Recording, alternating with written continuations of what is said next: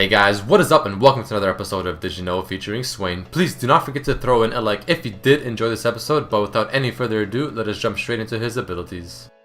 So we all know that Swain's E does increase the damage that he does with his spells and abilities, but did you also know that it increases the damage that his Ignite does to the target as well, on top of increasing the damage that any active items do to the target as well? That is pretty OP.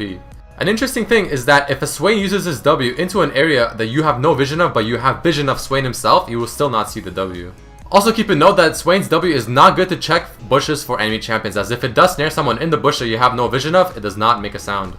Did you know that Swain's passive will give him mana back if you end up last hitting a turret? It will also work if you end up killing a champion with any summoner spells and or active items.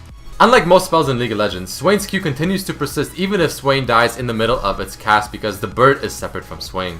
Don't forget that even though Morgana's Black Shield does absorb Swain's ultimate damage, he still gets healed from it, so keep this in mind if you are facing a Morgana.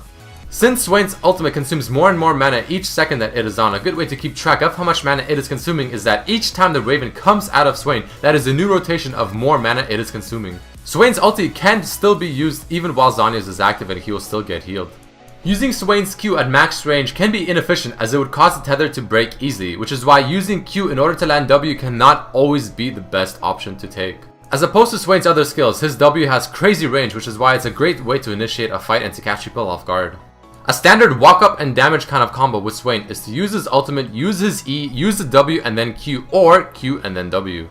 Or another combo you can use to catch people off guard is to use that W at that range, use the ulti E and then Q. DFG is a great item on Swain because he does not have any burst and plus it synergizes with his E extremely well. A very important thing to remember is that his Q and ulti have no cast time, meaning you can use it while you're walking and moving around. However, his E and W requires him to stand and cast it. Alright, let us jump straight into Swain's lore and cool facts, as there are quite a few things to cover here. Like the previous Did You Know episode of Akali, Swain is also designed by Koronak, the assassin designer. Swain was the first champion to be reworked after being already announced. His E had changes to it where prior to, it acted like Zed's ultimate, dealing more damage depending on how much damage was dealt during its duration.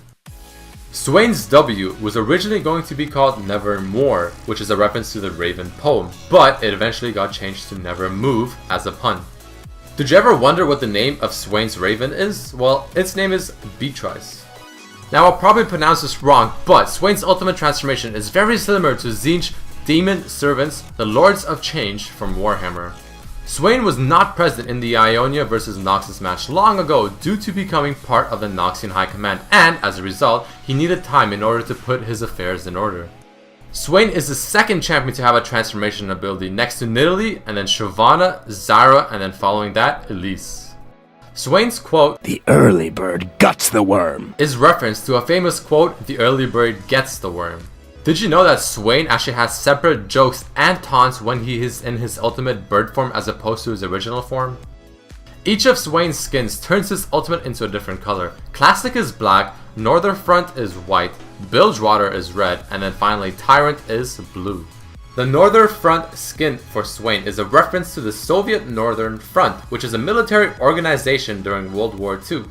Bilgewater Swain is a reference to Long John Silver from Treasure Island. In the Bunny Ribbon skin splashwork, on the left over here, you can see Tyrant Swain approaching her, but I mean, come on, can you blame him? Did you know that real life pirates actually have Amazon parrots as pets, but not the exotic macaws as Swain has in his pirate skin? I mean, I don't know where he found this one. Did you know that Swain is now the leader of Noxus? Swain was a member of the Black Rose, which was a dark and mysterious group which controlled the Noxus before the rise of the military government. They were thought to be gone until LeBlanc, the leader, re-emerged. Swain and Jarvan have a huge rivalry between each other, as Swain has attempted to kill Jarvan numerous amounts of times.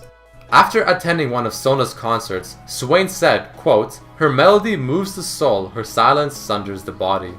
During the War of Kalamanda, Garen hindered the progress of Swain and his army's advancement at every single turn. And also, did you know that Swain and Darius had formed an alliance, probably because Jarvan and Garen are quite annoying for them to deal with. Alright, and that marks the end of this Did You Know episode featuring Swain. Please don't forget to throw in a like and share it with your friends if you did enjoy it, and also write in the comments who you want to see next.